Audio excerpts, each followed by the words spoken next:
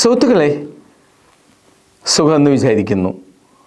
ഒരിക്കൽ ഒരു കോളേജ് പ്രൊഫസറിൻ്റെ അടുത്തേക്ക് കോളേജിൽ നിന്നും പുറത്തിറങ്ങിയ 5 പേര് സാറെ കാണാനെത്തി.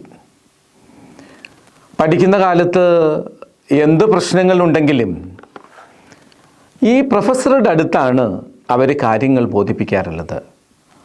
ഇപ്പോൾ ഇവരെല്ലാവരും ഉയർന്ന ശമ്പളമുള്ള മികച്ച കമ്പനികളിലെ CEOs ആണ്, CFOs ആണ്, CTOs ആണ്, CHRO ആണ്, CAക്കാരാണ്.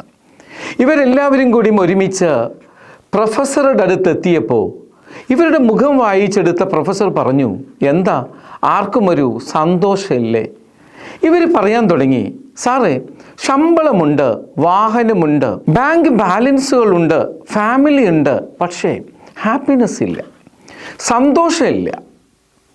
ഉടനെ പ്രൊഫസർക്ക് എന്തോ തോന്നുകയും പ്രൊഫസർ പറഞ്ഞു, ഓക്കെ, നമുക്കൊരു ചായ കുടിക്കാം എന്ന്.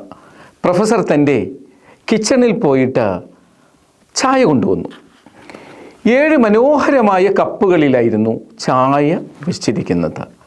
അതിൽ 5 കപ്പുകൾ നല്ല ചിത്രപ്പണികളുള്ള പോർസലിൻ കപ്പുകളിലും 2 സ്റ്റീൽ ടംബ്ലറുമുണ്ട് അതിൽ ട്രേയിൽ. അങ്ങനെ എല്ലാവരോടും ചായ കുടിക്കാൻ പറഞ്ഞു. അങ്ങനെ എല്ലാവരും ഗ്ലാസ് എടുത്തിട്ട് ചായ കുടിച്ചു.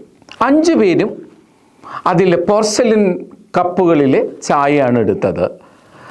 ഗ്ലാസ് ടംബ്ലർ അവിടെ കാലിയായിട്ട് തന്നെ നിന്നു.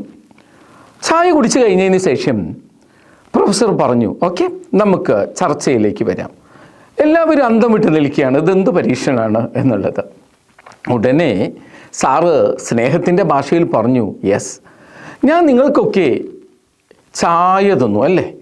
ഇതിൽ 7 കപ്പുകളിലുള്ള ചായയും ഒരേ ചായ തന്നെയാണ്. പക്ഷേ നിങ്ങളൊക്കെ തിരഞ്ഞെടുത്തത് പോർസലിൻ കപ്പുകളാണ്, വില കൂടിയ പോർസലിൻ കപ്പുകളിലുള്ള ചായയാണ്. എന്തുകൊണ്ട് ആ സ്റ്റീൽ ടംബ്ലറിലുള്ള ചായ എടുത്തില്ല? ഇതാണ് ജീവിതം.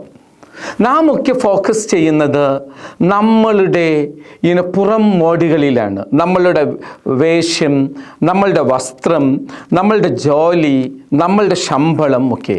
പക്ഷേ യഥാർത്ഥത്തിലുള്ള ചായ എന്ന് പറയുന്നത് ആ ജീവിതമാണ്. ജീവിക്കാൻ നമ്മൾ മറന്നുപോയി അതിനെ ഫോക്കസ് ചെയ്യാതെ പുറം മോടികളിൽ നാം ഫോക്കസ് ചെയ്തു എന്നതാണ് ഈ നമുക്ക് ഹാപ്പിനെസ് ഇല്ലാതിരിക്കാനുള്ള കാരണം. നിങ്ങൾ എന്ത് ചെയ്യുക? ജീവിതം എന്ന് പറയുന്നത് ഈ ചായ പോലെയാണ്.